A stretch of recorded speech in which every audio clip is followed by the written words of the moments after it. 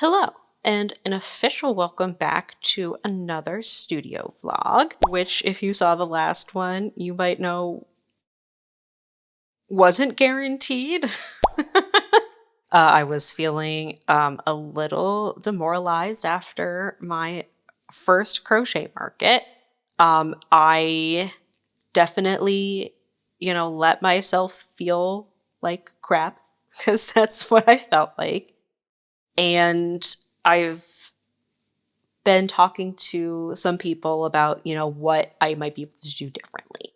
I have some friends, some family that have done crochet markets, and I've talked with them about some possible ideas. So going forward, what am I gonna do? One, I'm not changing my stock a ton because obviously I've already made a crap ton of stuff. I'm not gonna, get rid of it in order to, totally redo stuff.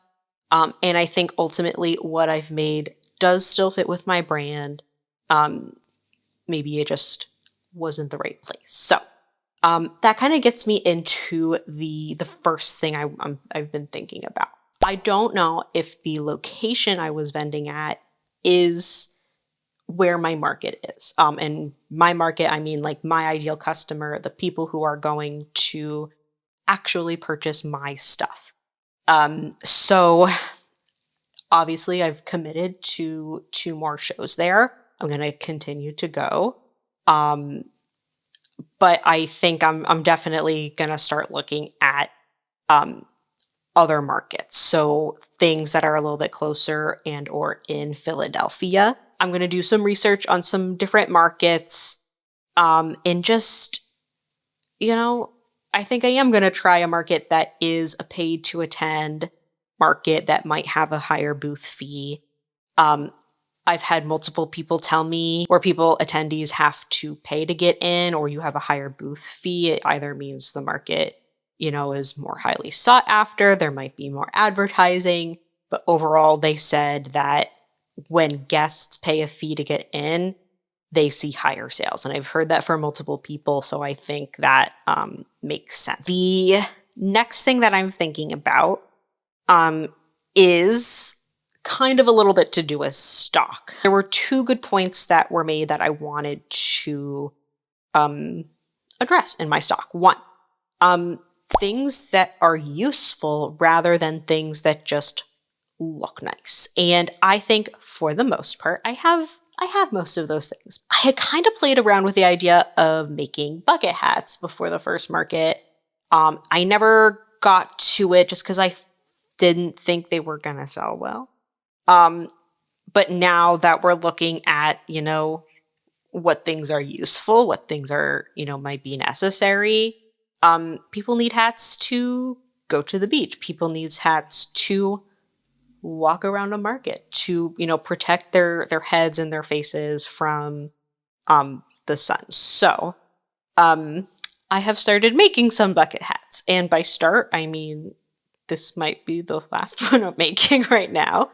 We went to Wildwood over the weekend and I made a bunch of hats there while we were there. To kind of the third point that I want to kind of use going forward, is kind of just thinking about, showstopper quality and drawing people into the booth. Someone spoke to me about knowing that they have, something that takes them so much time to make. It's something that they sell at a very high amount because of how long it takes to make, because of the quality of the, the materials that they use to make it. But the point of that item is not necessarily to sell it and make money, a ton of money or any money off of it. It is to showcase what you can do as an artist, and to draw people in. So this person specifically talked about, woodworking and stuff. So it was like a huge piece hung up on the wall or something of their stall.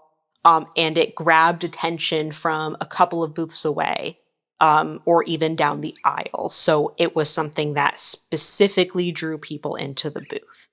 And yes, occasionally that showstopper piece did get sold and, sold at the appropriately priced price. But that was a bonus. The selling it was the bonus. The actual purpose, like I said, was getting people to come in. So I wanted to do something like that myself. I think, like, especially when I started thinking about what I might want to make, I was definitely focusing on things that were quick, that I could price kind of low, in a market that I wasn't sure what they were going to react to my pricing. And I really liked making those smaller things, but I definitely forgot that I also do like making kind of the bigger projects that take some more time, and I can't crank out, 5 in a day. So I decided that I was going to make the Betty McKnit's star blanket, which you can see these lovely displayed Karen cakes out here. I just did a couple of clips for the intro for that video, getting started on it. But really, I want to hang it up, have it be, a huge, like, draw in a crowd type of item. It was something that I had been interested in making for myself at some point anyway, and I figured this was as good a time as any to do it, to maybe help solve a problem. So I will be making that with these 2 cakes right here. The last and final point was making the booth more interactive than coming in and taking a look. So kind of along the lines of a showstopper piece, wearables are something that, can look very impressive, especially, depending on the color, the sizing, etc. But they're also something that you're trying it on. Maybe you have a friend with you and the friend wasn't the person who, originally wanted to come in the booth, but now that they're here, they're looking around and, oh, that's really cute. Let me see how much that is. So I figured it would be a good option to try. I, again, don't have any delusions that I'm going to make a blanket, as well as a bunch of wearables in the next, let's say 2.5, maybe 3 weeks. I am a relatively fast crocheter, but I'm not going to make a crap ton of stuff in that amount of time. Especially for things that are like, my first time making them. So my goal is to have 5 bucket hats. This is the 5th, so I should be done with this today, if not tomorrow. And then work on the 6-day star blanket. And then I have ordered yarn to make the Granny Hexagon cardigan. It was in my mind because I watch PassioKnit Kelsie and she makes a lot of them. She's working on, writing a pattern. The stretch goal is to make 2 cardigans. I think I'm much more likely to make 1. But even just having the 1 gives me the motivation to see if it works.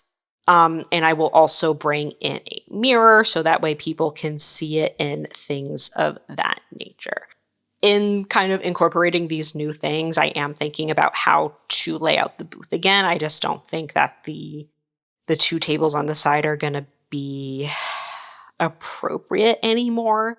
I do have like an 8-foot table. I'm thinking about doing like an L shape in the corner and then having the mirror so people can look at it. It can be a little bit more open. I've been thinking about it and not feeling poopy about it when I think about it. I think that talking to people and having some time away on vacation and just, again, letting myself feel bad instead of immediately trying to reset, instead of pretending like I wasn't upset, has been helpful. I definitely came back ready to go on Monday and really work on stuff. So I'm very happy about that. I'm glad that I felt the feelings.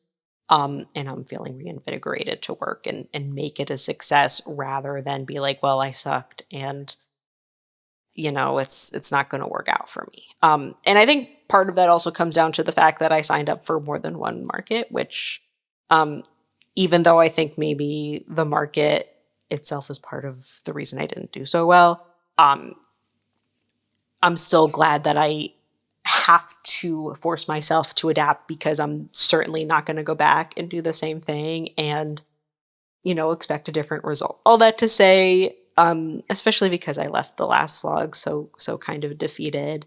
I'm feeling a lot better. I'm working on, ways to improve, which is exactly what you need to do in business. And ultimately, that's what I am. I'm a business. And I'm excited to continue to work and see how, these solutions kind of work out. I am making some good progress on the 6-day star blanket. This is what it's looking like so far in the middle of a row, in the middle of the 4th repeat round. I'm happy with the progress I've been making. I'm happy with the pace I'm doing. I'm definitely not going to make it to the 2nd skein before the next market, which is a little over a week away right now. But I've only got this much left of the first one. And I think as long as I get to the end of this, I will be very happy. I will secure it in some way. I don't want to bind it off because I do want to, work on the 2nd skein for, the next market. So I think I'll just secure it nicely. And I think I'm going to use fishing wire to attach it to the canopy that I have. I'm not going into the next market with a ton of expectations. Other than I'm changing things, we're going to see how it works. I'm not going in, hoping, that's not right. I am going in hoping that I will sell more, but I'm not going in, I think, with my hopes as high, which sounds a little depressing, but I want to be able to make it through this. I don't want to feel, honestly, quite as crushed as I did after the first one. So I'm trying to set my expectations a little bit more realistically this time. On that note, in terms of what I want to do differently as well, I have really been thinking about the setup of the booth, and I think having both tables kind of on the side and going straight back wasn't as inviting as I thought it was. So kind of looking at some of the vendors next to me, I think I'm going to do a little bit of an L shape, have the star blanket on the side, hopefully kind of opening up the space a little bit more, and also cutting off the back behind the scenes a little bit more will be a little bit more inviting to people. So we're going to work on this today, hopefully get to the end of it, and also work on the table layout today, and just see how it goes. All right, so it has been a couple of days since my last clip, and I achieved the goal. I got through the rest of that first cake of yarn on the star blanket, not in one day, which I kind of knew. I knew it was going to be 2 days, but I did, which is very exciting. I feel good about where this is at. I have a little tail here that I pulled through, so it's not like a live loop. And I can just undo this one stitch when I want to start up with the next cake. But I'll just let that kind of fall behind. Not quite sure if I'm going to put this at the bottom or the top, or the side or something. I don't know. I'll make sure that it's not super visible so that way when I hang it up, and I do anticipate kind of hanging it with fishing wire so it stands out pretty well. Definitely these top 3, maybe these bottom 2, just to see how it goes. Depends. I have some fishing line. It's plastic, it's not wire. Not a ton of it, so we'll do the top 3, see how it goes. We'll see what happens. When I finished this blanket, I was ready to jump into the crochet cardigan, and through some very serendipitous timing, Passionate Kelsie finished her pattern and released it on that drop day, and I happened to be waiting around looking for the project. I was going to kind of look through some other people's videos, see if I could find another version or figure it out for myself. But I would love to pay someone who's done the work for me, basically. So I did, and I got started right into it. This is how far I've gotten. I picked out yellow as well as a blue ombre. But I figured since I will only be able to make one of these before the market in 6 days, the bright yellow one was going to scream at people to come into the market a lot easier. So I started with the yellow on the, the first step of the pattern. It's working up very quickly, so I anticipate being able to lock in, get going, and finish this, or be very close to finishing and able to hang it up at the market. So fingers crossed. I'm gonna lock into this and just see how it goes, basically the next couple of days. Wow! Here she is, the mostly finished Hexagon cardigan. I say mostly finished because I've decided I do want to add a little bit of length.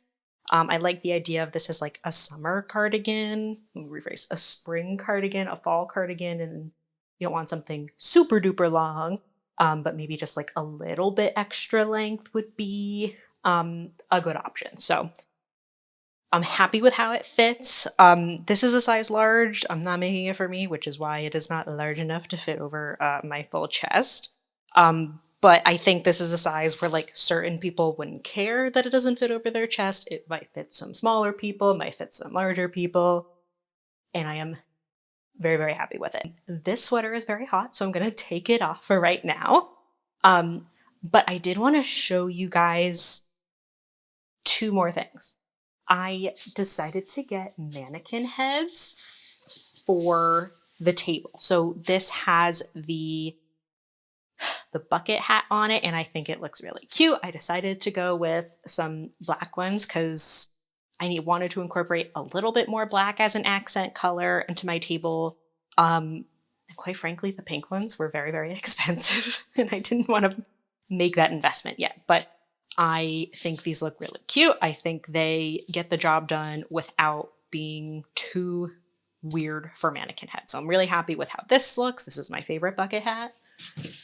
And then this is the one that I have for the bandana. I'm gonna put it out so it has the back out because I'm gonna also wear a bandana, so you'll be able to see the front on me. Very surprised by how good this wig looks. Like, it's not like, the fanciest wig known to man, but I'm very happy with it. It does the job of showing off the bandana. So I'm a little nervous going into the market, but I feel like I've made enough changes. I feel like I've come up with a new plan to get more people engaged, and I'm excited to see how it goes. I got the layout for Sunday, and I am in the exact same spot, which I'm not sure how I feel about. It might have been nice to have been in a different spot just to, have a fresh start. It's still a good spot, so I'm not that worried about it. But for now, I'm going to leave you there. It is Friday, and I will see you guys at the market on Sunday. All right.